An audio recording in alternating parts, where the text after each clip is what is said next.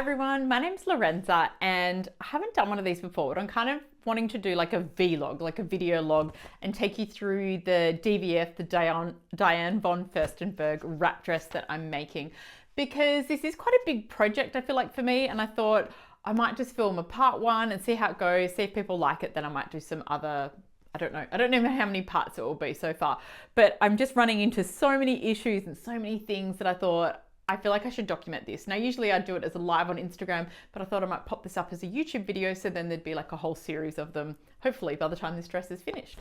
So I am doing the very easy Vogue Diane Von Furstenberg wrap dress.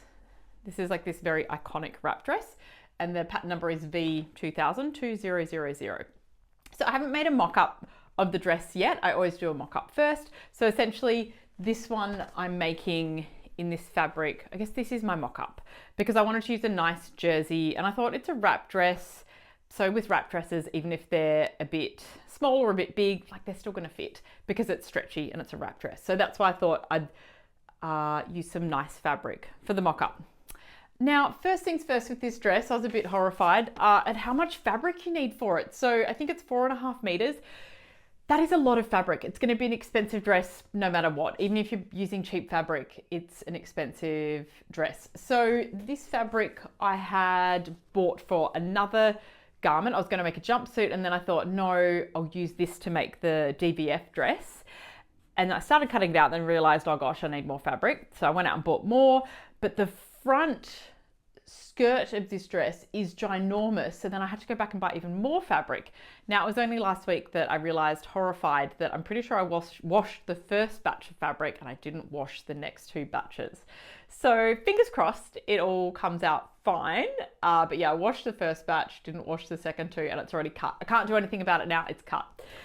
So we'll just, we'll see how we go with that. So I'll kind of either talk to the camera or try and bring the camera overhead and keep filming this. Like I said, I've not done this kind of style before, but anyway, let me know if there's any other way you'd prefer me do it. So the pattern looks like it is the original pattern from when it was first bought out. I don't know what year that was. What I might do is move to the overhead camera just so I can point out a few things while I'm there, and grab out a few other pieces. So the one thing I have sewn is the sleeves, and I will grab them out and show you before I move to the overhead camera, because I think the sleeves are already way too long, but a few people told me this. So I'll be right back. So here are my sleeves. Hang on, they're just inside out. I'm just gonna check the back and the front. So, oh gosh, did I mark my notches on here properly? Okay, we'll just pop one on. Anyway, they look way too long for me, and they've got a cuff on them, but a lot of people pointed that out.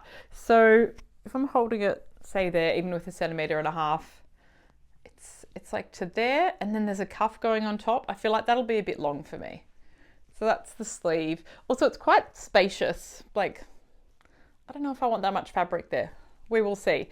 Obviously, if I'm going to take that in, then I'm going to need to change the cuff as well. I kind of like my sleeves fitted.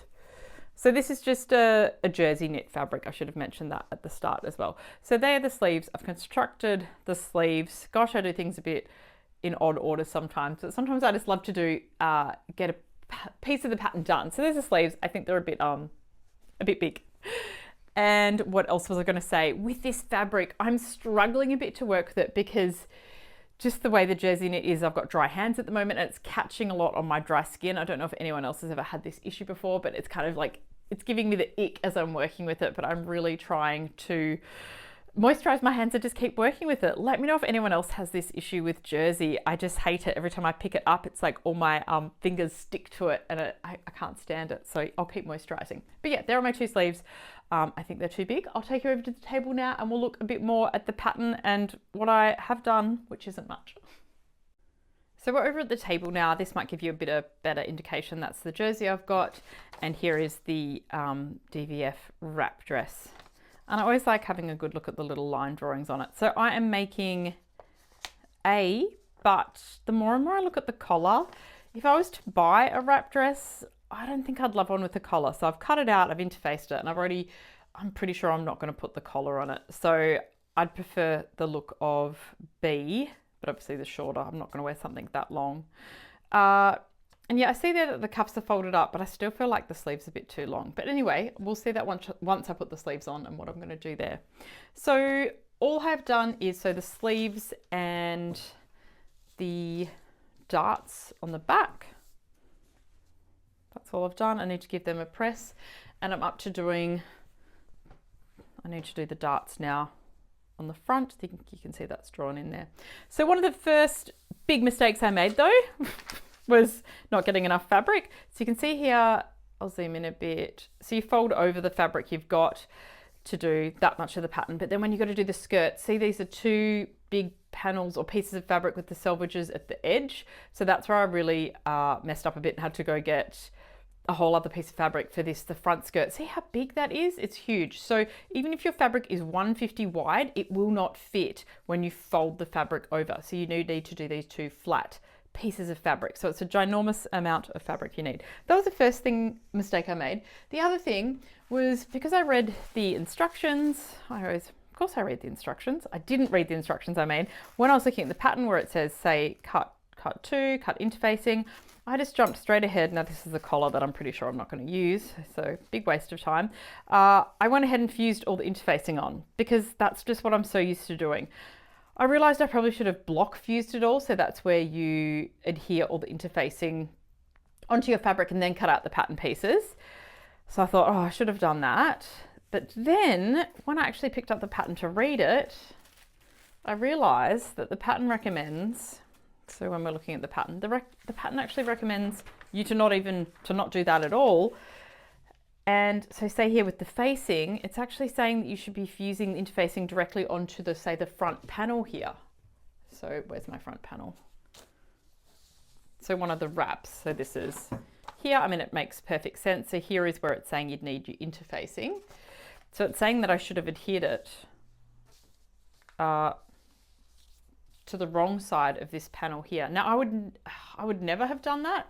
Thing is, so I cut out all my interfacing, started adhering it all, then I got the pattern out and went, oh dear, and when I realized this. So let me pull out my, so here where it says fabric cut 2, front facing, interfacing cut 2, I just thought, oh okay, so that's the facing that would go there. So I assumed, as you would on any other pattern, I adhered the interfacing onto this facing pattern, thinking, well, I'll use the facing and then I'd be so adhered the interfacing onto the facing, and then I thought, well, the facing will attach to the right side of this garment piece. I'm actually holding the wrong one. Let me get this right. So here's the front part of the dress. So I adhered the interfacing onto the facing. Gosh, have I grabbed the wrong one again? Potentially. It's hard, all these left and right. So no, generally you'd be doing that and then sewing along there, and that's your facing. It's got interfacing on it. Perfect, right? But no, in the pattern, it's telling me to iron the interfacing directly onto the bodice front. So look, I'm not doing exactly what the pattern has told me to do because I'm so much more used to putting my interfacings on the facing pieces. So I'm going to roll with this. Obviously, I'm not going to pull all that interfacing off. I can't. I'd have to recut it all. So I will let you know how I go with having completely disregarded the pattern. I probably should have looked at the pattern before I started fusing all this interfacing. So I'm going to leave it like this and work with it like that. So that's the first thing. Second thing, gosh, I'm mucking up everything on this pattern, aren't I? And then the more I look at it, even with these big long facings here, it's saying to put the interfacing directly onto the skirt. I haven't done that. I've already adhered it all to the facing, haven't I? So let me know if anyone else did that as well, because I always look at the instructions, I'd say after I've interfaced everything. So going really well right now, aren't we, Lorenza? So they're all the mistakes I've made so far. So I think what I'm going to do next is just hop straight onto the skirt where there's something a bit easier. This is the gigantic skirt. I think I'm just gonna, leap right into this next where I can just sew some side seams and just, not muck something up for once. So that's the bit I'm gonna do next. I work in sort of 10-minute increments with sewing because I've got young kids. And yeah, so I just sew where I can, and I'm always like, what can I do next that's easy? So I'm just gonna do the side seams of all the skirt next and just ignore that I've completely mucked up all the interfacing for now. The other thing I was gonna say, and this is a complete personal preference, the thread I'm using, I've decided to use a black thread. I don't know why, but whenever I'm working with fabric like this, even though the interfacing I've used is white, I could have potentially, no, I would have used white interfacing here because otherwise the darkness would come through on the white and I wouldn't like that.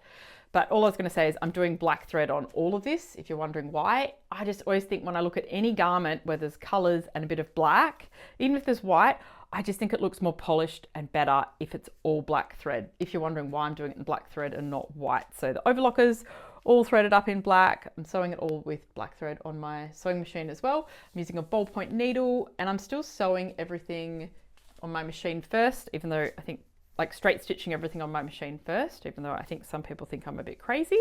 So straight stitching first and then I'm overlocking everything. So yeah, I think it just looks a lot nicer with the black thread on any sort of fabrics like this. So that's where we're at currently. So that's the end of my first little vlog for the DVF dress. So that was part 1.